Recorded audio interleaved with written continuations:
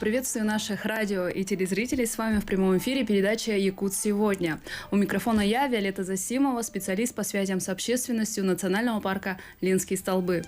А за режиссерским пультом Мария Новгородова, Николай Слепцов-Айдын. Со мной в студии мои коллеги, начальник отдела по науке и сохранению биоразнообразия Национального парка Ленские столбы, кандидат биологических наук Лариса Васильевна Шелоховская. Добрый день. И начальник отдела науки, экологического просвещения и хозяйственной деятельности государственного природного заповедника «Медвежьи острова» Николай Викторович Мамаев. Здравствуйте. Сейчас мы обсудим итоги зимнего маршрутного учета в нацпарке Ленские столбы и итоги мониторинга белых медведей в заповеднике «Медвежьи острова». Радиослушатели могут задать свои вопросы по номерам 32 00 66 и 32 11 66. Итак, мой первый вопрос к Ларисе Васильевне. Что такое зимний маршрутный учет и с какой целью его проводят? Зимний маршрутный учет – это ежегодное плановое мероприятие, которое проводится Национальным парком Ленские столбы. Проводится оно для определения плотности населения и численности охотничьих ресурсов в Национальном парке. Методика его, она простая, ежегодная. Заключается в том, что с 15 января по 15 марта наши государственные инспектора и работники научного отдела выходят на маршруты, заполняют специальные учетные маршрутные карточки, где отмечают все следы встреченных видов животных. Больший интерес у нас вызывает это охотничьи виды, в том числе лимитируемые, то есть в отношении которых устанавливается квота. Примерная длина маршрута – это 10 километров. Потом эти карточки сдаются нам в научное отдел, мы их обрабатываем, и на основе полученных данных мы уже можем говорить о том, как ежегодно у нас изменяется в течение времени численность особо ценных видов, которые у нас встречаются на территории национального парка. Вы сказали, что учитывают животных преимущественно охотничьих ресурсов, да? Как еще можно учитывать животных, помимо зимнего маршрутного учета? Зимний маршрутный учет, он, в принципе, и был создан специалистами, да, это много десятилетий назад. Его применяют повсеместно на территории Российской Федерации, а не только на особо охраняемых природных территориях, но и охотничьих угодьях, для того, чтобы в целом определить численность особо ценных охотничьих ресурсов на территории Российской Федерации. Мы учитываем такие виды животных у себя, как в первую очередь это 5 видов копытных животных. Это у нас лось, изюбрь, кабарга, косуля и изюбрь. Данный вид зимнего маршрутного учета, он очень подходит для того, чтобы именно почитать этих животных. Помимо этого мы еще пушных животных учитываем. Это у нас соболь, рысь и также волк. Это основные такие виды, которые у нас более такую высокую ценность имеют. В целом мы учитываем 17 видов, в том числе боровую дичь. Но, тем не менее, на территории Российской Федерации, в других регионах, где более применимы другие методы, они официально утверждены Министерством природных ресурсов, это авиамониторинг. В принципе, это затратная процедура, но она дает более точные результаты. Также метод шумового прогона, у нас он не применяется, и метод на искусственных концентрациях. В основном применяют для учета копытных животных. Но для территории национального парка в основном это зимний маршрутный учет. Но надо сказать, что еще в этом году у нас изменения поступили с Министерства природных ресурсов, и арктические территории, чего раньше не было, обязали тоже проводить зимний маршрутный учет. И в связи с этим наши коллеги из заповедника «Медвежьи острова», который расположен в Нижнеколымском районе, на материковой части, и с захватом островной части, тоже провели пробный зимний маршрутный учет, но они его объединили с рейдовым мероприятием. И, в принципе, тоже получили какие-то результаты, но в целом показал опыт пробный, что зимний маршрутный учет в условиях Арктики он абсолютно неприменим. Соответствующие замечания мы отправили в Министерство природных ресурсов. И посмотрим, как в следующем году у нас сложится ситуация. Все данные мы собрали, обработали, вычислили, какая у нас плотность населения животных, их численность, и отправили, соответственно, в Министерство природных ресурсов. То, что мы делаем каждый год. Можете ли поделиться, какими то есть вы сказали карточки, да, карточки при зимнем маршрутном учете. Что это такое? Для чего они создаются? Как они вообще происходят? Это обычно такой лист А4, когда инспектор выходит на маршрут, это может быть на лыжах, либо пешком, либо на снегоходах сейчас разрешается. Он заполняет определенную ведомость, где, допустим, у него маршрут 10 километров, и он, когда пересекает маршрут, он заранее он утвержденный, у нас получается план маршрута, учетов есть по всей территории. Вот он указывает все те следы, которые он видит. Там лось, к примеру, да, там волки и так далее. Вот, и потом с обратной стороны заполняет картосхему и отправляет нам электронный трек GPS, чтобы мы убедились, что действительно человек прошел по маршруту, да, ну, своего рода контроль качества. Вот, и потом вот эти данные мы уже компонуем, пропускаем через специальное программное оборудование и получаем необходимый результат, потому что достаточно, в принципе, сложная процедура, потому что не все виды подходят именно под этот учет. Вот, и там, ну, должны быть такие данные, к примеру, как расчетный коэффициент и прочее. Ну, вот основные наши охотничьи виды, действительно, они могут быть хорошо учитаны вот этим видом, этим методом. Хотя метод, конечно же, он несовершенен. Вот у него есть определенные там недостатки. Так, ну и непосредственно перейдем к результатам, то есть какие виды животных, в каком количестве оказывается вот по результатам зимнего маршрутного учета в этом году. Ну, поскольку у нас есть территория родовых общин, коренных малочисленных народов Севера, у нас больше карточки заполнялось, 156 всего в нашей территории. Территория большая, 1217 тысяч гектар, 1 миллион 217 тысяч гектар. Вот, ну, учеты показали, что численность копытных у нас стабильная вот, из года в год. Единственное, в этом году отметилось снижение численности косули, что, в принципе, может быть связано с тем, что была глубина снега больше, чем как бы обычно. И, кроме того, в принципе, косуля – это не совсем как бы такой исторический вид для территории Центральной Якутии, он более для Южной Якутии характерен. Вот. Ну, и по волку у нас отмечается постепенное снижение, поскольку в предыдущие годы было повышено численность его, да, и в связи с этим мы проводили мероприятия по регулированию численности. Это специальное разрешение, которое выдается Министерством природных ресурсов. Наши инспекторы работали. Вот. В целом необходимо отметить, что любые виды охоты они запрещены, кроме традиционной, да, соответственно, на территории родовых общин. Вот не любительская, там не какая-то еще, только в целях регулирования численности хищников.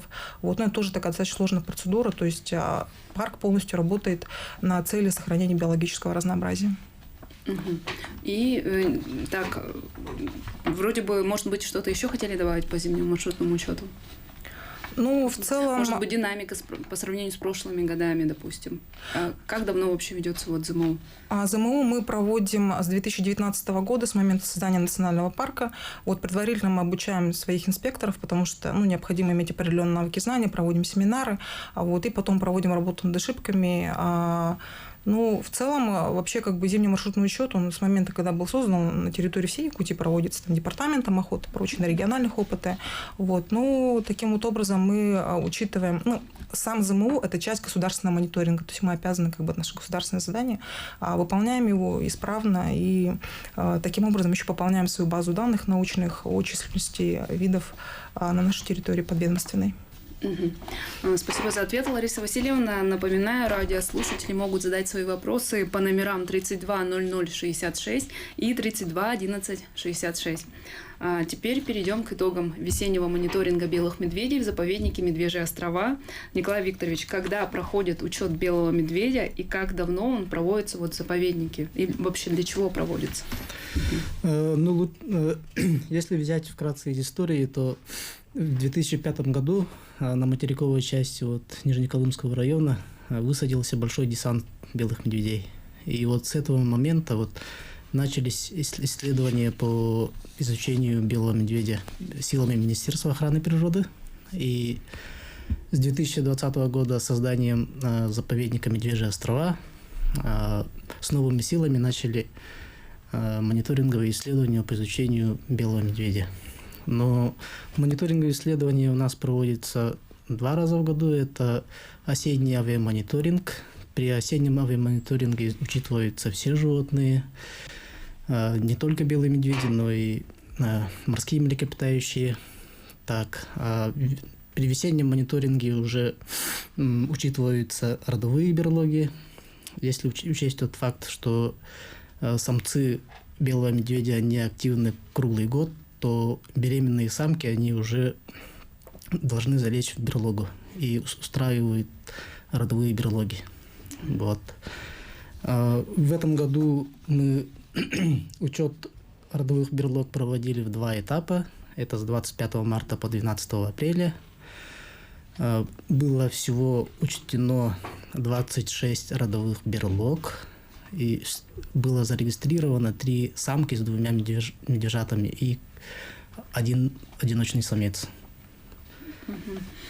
Какие сложности, ну, вот вы сказали, есть осенний мониторинг, весенний, да? Осенний это ладно, с воздуха на вертолете, да? А вот весенний учет, он, получается, наземный. Да. Какие сложности вот при проведении вот такого наземного учета? Во-первых, это сложная транспортная схема, потому что расстояния большие, от населенного пункта приходится добираться до островов на вездеходной технике и на снегоходах. Вот. А сам учет уже родовых берлог проводится с использованием снегоходов и пешие маршруты. И нынче как прошел? С какими трудностями? Что для вас было сложнее всего? В этом году сложность была в том, что были большие заструги и большие торосы. Да. Погодные условия были очень И еще неблагоприятные погодные условия. Это пурга, сильный ветер и низкие температуры. А сколько человек у вас было то есть, в весеннем учете? И кто в них, При весенних учетах родовых берлог участвовали сотрудники Федерального заповедника Медвежьи острова. Государственные инспекторы. Да, государственные инспекторы и отдел науки. Всего задействовано 4 единицы техники. Это даже 5 единиц техники. Это 2 трекала и 3 снегохода. Вот вы сказали, 26 родовых берлог и 3 самки были замечены. Вот эти результаты, они дальше, то есть как обрабатываются, куда направляются и так далее? Ну, мы выполняем дорожную карту стратегии сохранения редких приоритетных видов. К данным видам относится белый медведь. Вот, данные собираются со всей территории России, со всей арктической части, начиная от Архангельской области, да, где национальный парк Русская Арктика, и оканчивая Чукотским автономным округом, где расположен заповедник остров Врангель. Вот, и эти данные, да, мы собираем, направляем. Таким образом, государство может мониторить, как вообще ведется работа заповедника, какую численность медведей на сегодняшний день мы имеем, и если мы видим, что идет снижение численности, да, то какие мероприятия мы должны принять, либо уже мониторим успех мероприятий, которые были ранее предприняты. Например, создание заповедника Медвежьи острова, в принципе, было создано в рамках вот этой вот стратегии сохранения приоритетных видов. Вы сказали, если снижение, то какие-то мероприятия, да, проводятся. А вообще какая динамика? Вот ЗМУ, весенний мониторинг он проводится с 2020 года в заповеднике, да? С этого, ежегодно растет количество этих родовых берлог или уменьшается? То есть какая динамика наблюдается? Ну, надо сказать, что в границах Российской Федерации есть 4 популяции белого медведя. Это Баренцево-Морская, мы разделяем ее с Норвегией. Далее Карская, численность, к сожалению, неизвестна. Баренцево-Морская там в районе 2500 особей. Далее Лаптево-Морская. Собственно, какой популяции принадлежит медведи на наших Медвежьих островах, мы точно не знаем. То ли Лаптево-Морской, то есть к Лаптевской, да, либо к Чукотско-Аляскинской. Вот Лаптевская популяция 800-1200 особей, а Чукотская где-то в районе 3000 особей. Вот, надо сказать, что мы отмечаем более высокий, больше особей мы отмечаем, и родовых берлог, но это может быть связано с тем, что, в принципе, мы более тщательно проводим работы. Если, к примеру, раньше, когда с 2008 года учет начинался, это было сложное мероприятие, да, там проводилось при поддержке некоммерческих организаций и прочее. А мы сейчас своими силами, поскольку мы федеральный УПТ, у нас достаточно нормальное финансирование, да, мы можем проводить учет в 2 этапа, то есть какие-то подготовительные работы, в 2 раза выезжать. Таким образом, вообще медведицы из берлог, они выходят в течение примерно 1,5 месяца, то есть нужно долго находиться. Поскольку пока кордонов нету, там, да, останавливаться негде, то приходится приезжать и уезжать. То есть раньше это было невозможно сделать, да, сейчас это мы можем делать. Кроме того, сейчас мы, конечно же, ведем работу по улучшению кордонного хозяйства. Надеюсь, в этом году у нас все получится. И тогда мы сможем более комплексные мероприятия проводить не только по учету медведя, а так, пока все эти данные, которые мы по биологическому разнообразию имеем, мы делаем в очень сложных условиях либо комплексными экспедициями, как в 2021 году было, да, с участием Института биологии и проблем криолитозон Сибирского отделения РАН. Вот. Либо мы делаем с помощью как раз-таки авиамониторинга, когда мы на крупном судне, это МТВ Ми-8 вертолет, да, мы собираем все данные, все встречных животных, там, от морских млекопитающих, потому что у нас очень интересная фауна на самом деле. Немногие знают, что у нас есть и киты, и гренландские киты, и серые киты, и нарвалы вот эти вот. Это вот на территории заповедника? Да, конечно, на наших водах, да. И белый медведь, у нас и, по идее, должны моржи встречаться, да. Не на территории заповедника, но в ее части, которая ближе к Чукотке, там даже сивучи куча есть. То есть, в принципе, у нас очень много таких планов интересных на будущее. Вот мы надеемся, вот, что в связи с созданием заповедника Медвежьи острова, в связи с улучшением материально-технической базы, мы получим очень многие такие интересные данные, ну и обновим как бы современные научные данные. Ну вот пока вот проводим работу таким вот образом. А в Якутии еще где-нибудь ведут мониторинг именно белых медведей или только в заповеднике? Ведут еще в Усленском заповеднике, это Булунский район, в их подведомственной территории это заказник Новосибирские острова, тоже замечательное место. И, конечно, у них там сложности более такие, наверное, потому что, сложно, потому что территория относительно далеко находится, вообще непосредственно там от Тикси, да. У нас же чем хорошо, потому что у нас в свое время даже на островах была метеостанция четырехстолбовая. Четырехстолбовой остров есть, и он вот это вот на этом острове вот эта вот станция, она просуществовала там с 1930-х годов до 1990, вплоть до развала СССР, потому что там очень удобная логистика, на самом деле, если там сейчас все наладить, да, там если наступают какие-то неблагоприятные погодные моменты, они очень быстро разрешаются, то есть там буквально в течение нескольких часов погода может улучшиться. Вот и относительно близко находится от Черского. Вот, поэтому с точки зрения логистики мы очень удобно расположены. Я думаю, надо пользоваться вот этим вот преимуществом. И вот при вот слаженной работе нашего руководства Министерства природных ресурсов, я надеюсь, что вот материальная база она будет улучшена. И вот благодаря, конечно, профессионализму работников заповедника, они работают в очень сложных условиях. Это арктические условия. Представляете себе, там минус 30 градусов, пурга, и наши инспекторы на снегоходной технике продвигаются, да, сквозь эти торосы. То есть здесь, благодаря их профессионализму, вот, мы имеем возможность тоже туда отправляться, вместе с ними плотно работаем. И я думаю, благодаря вот такой слаженной работе в будущем мы достигнем очень хороших результатов. Я так понимаю, что отдел науки Национального парка Ленские столбы и отдел науки заповедника, вы работаете вместе, это ваше общее, как получается? Мы базируемся в Якутске, да, потому что с кадрами тоже проблема. Вначале, когда заповедник организовался, хотели привлечь специалистов в Нижнеколымск, там, в Черске, да, вот, но, к сожалению, как бы очень сложно туда специалистов заманить, вот, поэтому все наши работники, они базируются в городе Якутске, да, даже не в Покровске, а в городе Якутске, вот, но в летний сезон и в полевые сезоны мы всегда на выезде, мы всегда в поле, всегда работаем. Так, Николай Викторович, может, вы хотели бы что-нибудь добавить, как непосредственный участник вот, весеннего мониторинга недавнего? Естественно, архипелаг Медвежьи острова и прилегающие акватории являются одним из ключевых участков обитания белого медведя на восточной части России.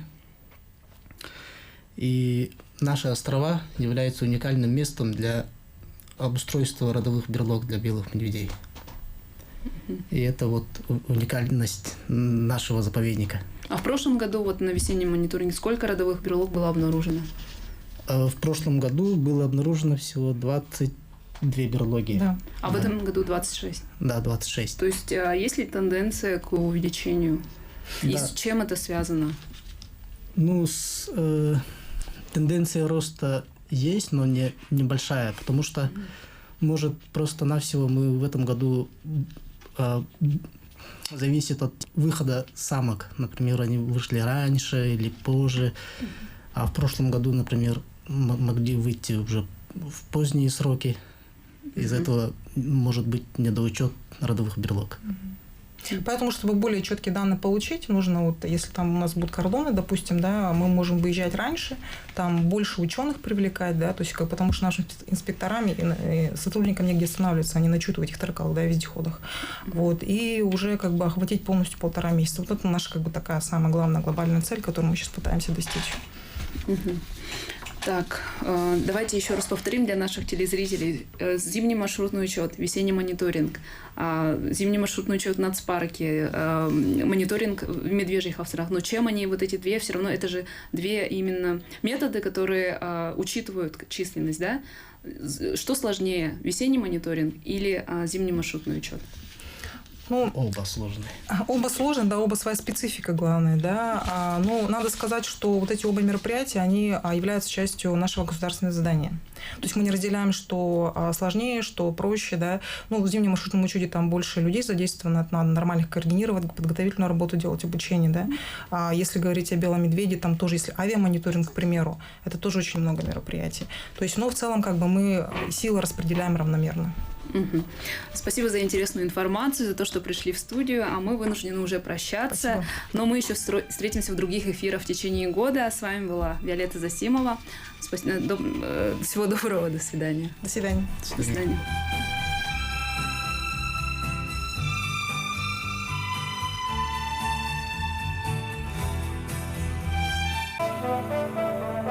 Дорогие друзья, слушатели и зрители, в прямом эфире программа «Якутск сегодня». И с вами ее ведущая, я Екатерина Сурженинова, художник, живописец, иллюстратор. И так вышло то, что наш прямой эфир выпал накануне Дня музеев, и с нами тут собрались все художники в честь того, что 12 мая открылась выставка в галерее «Арт-Сетим» Союза художников «Новый взгляд». И к нам пришли Николай Чечасов, художник, скульптор известный, и участники выставки Мира Аргунова, Василий Камшилин и Кюнне Иванова. И сегодня мы поговорим об искусстве. Я хотела бы спросить, Николай, вас, чем занимается Союз художников, и расскажите немножко об истории этого движения. Союз художников России, куда мы входим, наш Якутский союз тоже входит в большое объединение Союз художников России, появилось очень давно. Первые зачатки начались еще в середине 19 века.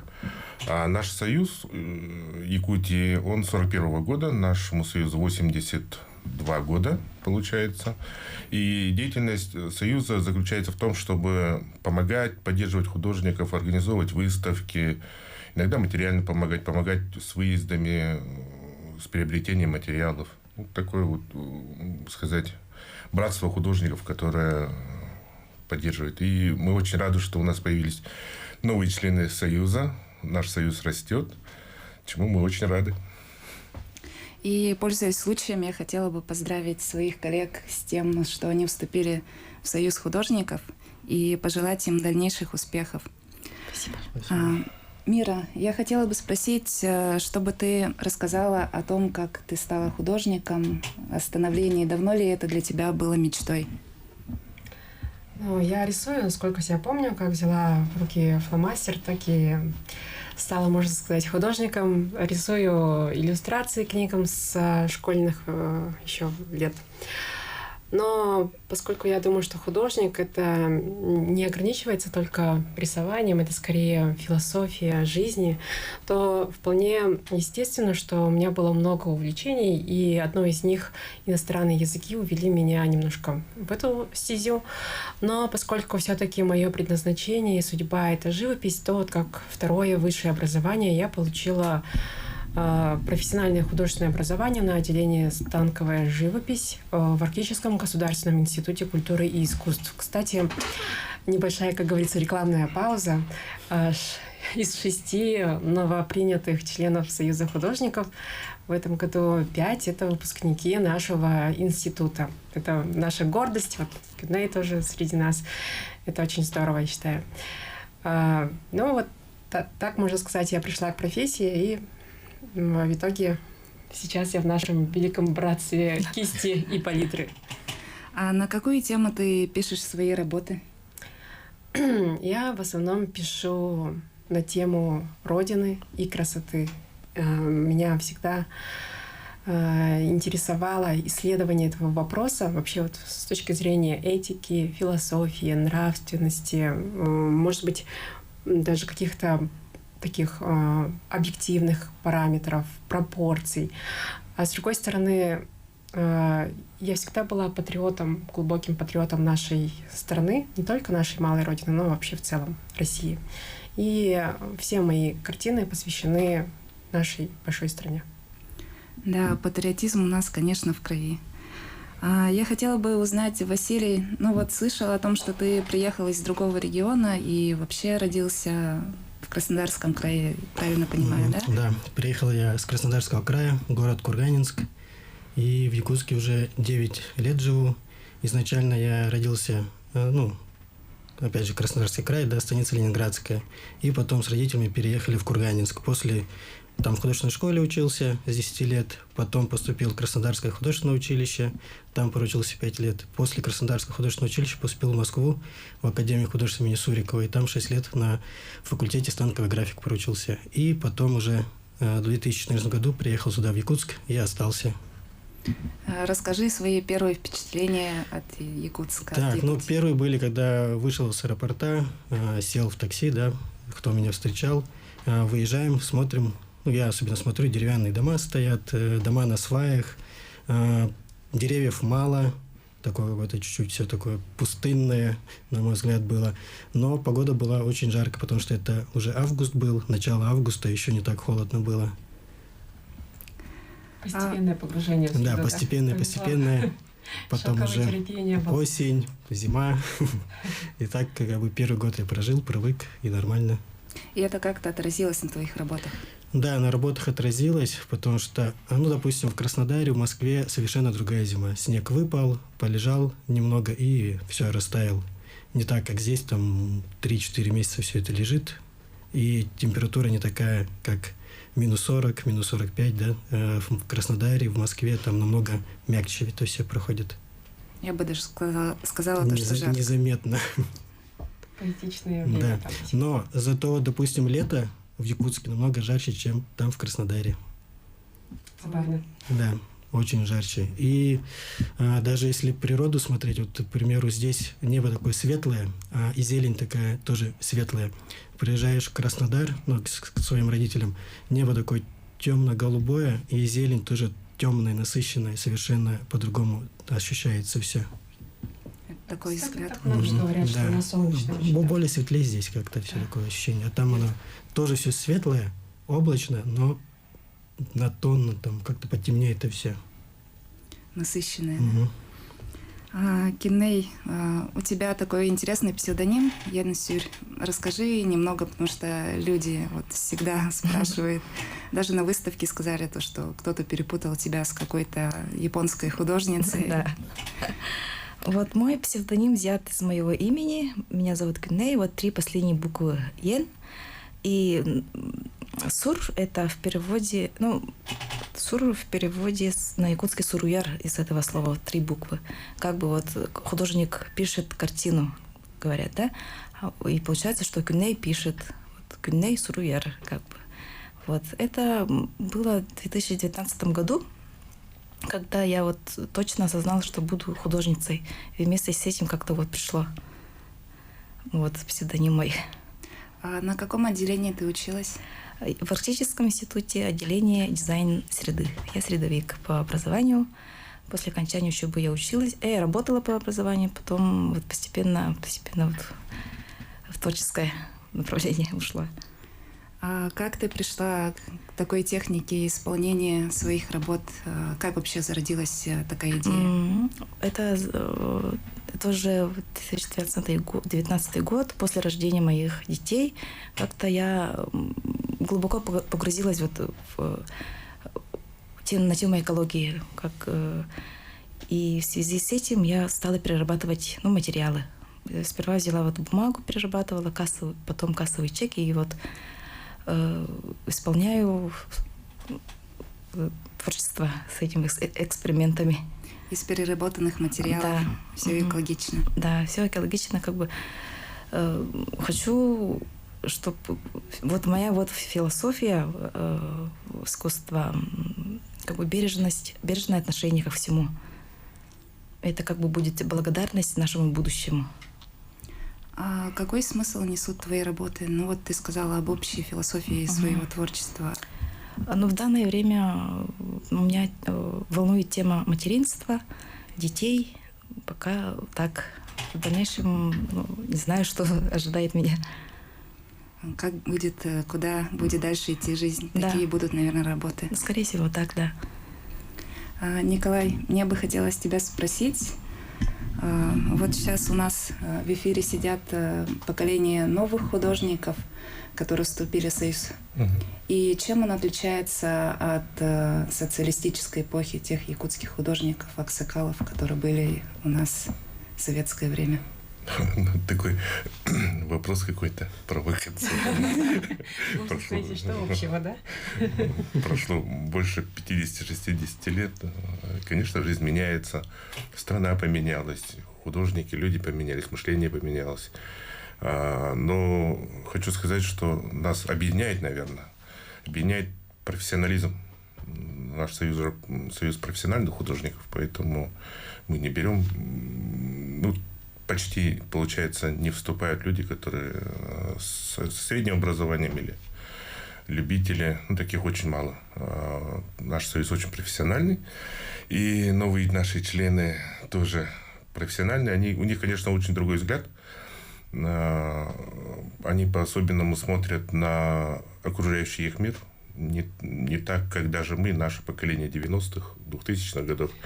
У нас был уход в себя, в свою культуру, а нынешнее поколение, это поколение, оно смотрит правдиво, наверное, на нашу действительность. Правдиво через свою призму. Поэтому, я думаю, наше искусство будет дальше продолжаться, расти. Можно ли сказать то, что нынешнее поколение — это какое-то новое течение, новый виток в якутском искусстве? Или это продолжение старого? Нельзя сказать, что это совсем новое. Проще сказать, наверное, эволюция. Допустим, певец обыденности Василий Камширин, да? Кто мог догадаться, что простые наши КПДшки, деревяшки, Наташи на машинах, это красиво. Мы к этому привыкли, мы этого не видели. Это новое, да, но в качестве профессионализма это очень стабильное, хорошее продолжение нашего якутского искусства. Умиры, портреты, они свежие, новые. Это новые лица, новые люди. Но это тоже портрет, это тоже классика. Иконные работы, они современные, да, но это перекликается с работами Флагистона того же 90-х годов. Это все равно продолжение, это эволюция, это развитие, постепенное развитие. А есть какое-то отличие якутского искусства от общероссийского? Сейчас, в эпоху большой глобализации, интернета, российское искусство, оно практически едино по всей стране. Нет таких больших перекосов, где-то абсолютно другое искусство, которое очень сильно отличается от других регионов. Почти такого нету, но мы идем впереди тренда, мы задаем новые тренды в искусстве России, можно так сказать. Не только мы, конечно, но мы одни из первых с флагманов. Можно ли сказать за это спасибо своей культуре, или это явление немножко другого формата? Надо сказать спасибо нашей земле и традициям. Да, культура, как это сказать? Это, наверное, просто у художников больше времени зимой посидеть дома, подумать, поработать. На улице очень холодно, дома тепло и много очень мыслей. Благодарим нашу погоду. Это такой бытовой момент. Спасибо в таком случае природе. Я хотела бы узнать, мы выступили в Союз художников, а какие критерии отбора, какой должен быть художник и что он должен сделать, чтобы вступить в Союз? Там критерии очень четкие, так как это большое всероссийское движение большое, поэтому там критерии очень четкие. Высшее образование, участие в выставках, международных, общероссийских, региональных выставок, иметь портфолио своих творческих работ. Практически все. Главное показать, что ты что-то можешь дать новое для искусства России. Мира, ты можешь рассказать о своих выставках? Я знаю, что ты ведешь очень активную выставочную деятельность. И помимо региональных выставок ты участвовала и в российских. Расскажи немного о них. В этом отношении, опять же, благодарность нашему Союзу художников, поскольку именно благодаря Союзу мы узнаем вообще о том, что где-то идет хорошая выставка, и отбор работ прежде всего идет, как мы все знаем, через Союз художников. Именно экспертный совет, кстати говоря, Николай Никитич является председателем экспертного совета Союза Это не художников. выставком, это просто экспертный совет. Но в любом случае, я думаю, что выставкомы, они все формируются из уважаемых членов Союза художников на регионах, либо в центре, ну, в зависимости от уровня и вообще организационных моментов выставки. Выставком смотрит, какие работы поступили, какие заявки есть, и, соответственно, выбирает работы, достойные участия на выставке. Таким образом, с одной стороны, есть, конечно, момент, что человек сам должен подать заявку, а с другой стороны, во многом это зависит от принимающей стороны, кто проходит. Не так, что кто угодно может пройти. Так получается. Насчет разных выставок. Вот мы узнаем, получается, через институт, через Союз художников, и иногда нас отбирают, получается, туда. А персональные выставки — это уже другой вопрос. Там проходит как бы большая как бы работа как проектная деятельность, получается. И в этом отношении я подхожу очень строго к себе. Я стараюсь проводить выставки всегда на разные темы, и в выставках у меня практически не повторяются одни и те же картины. То есть не так, что это одна коллекция, которая путешествует по многим-многим городам под разными названиями или по разным выставочным площадкам. Как правило, 30% как минимум бывает из нового состава. В настоящее время моя персональная выставка идет в постоянном представительстве Республики Саха-Якутия в Москве. Поздравляю. Спасибо. А какие картины и какие имена еще представлены на выставке «Новый взгляд»? Николай или Мира? Василий. Может быть, Василий. Потому что здесь пришли не все участники. Да, здесь только 3 пришло, а так нас еще 3, которых не пришли. Это вот Мария Мищенко, Григорий, Николай Григорьев и Айлгана. Да, Айлгана. Айлгана Панохова, мастер декоративно-прикладного искусства. Мария Мищенко — это график. И Николай тоже Николай график. Григорьев тоже график. Вот. Получается, у нас 3 графика и живописцы. Дизайнер, Да, мастер ДПИ и 1 живописец. А выставка будет идти до какого числа? До 2 июня. До 2 июня весь. Да. Ага. Можете напомнить адрес и режим работы для слушателей, если кто-то захочет прийти, Так, посмотреть? Белинского, 44, работает по будням с 10 до 5. Всех ждем. Будем очень рады, если вы придете, отметите нас в соцсетях, и будем ждать ваши отзывы. Итак, на этой минуте мы с вами прощаемся. Можете попрощаться со зрителями. До свидания. До свидания. Обязательно приходите на выставку.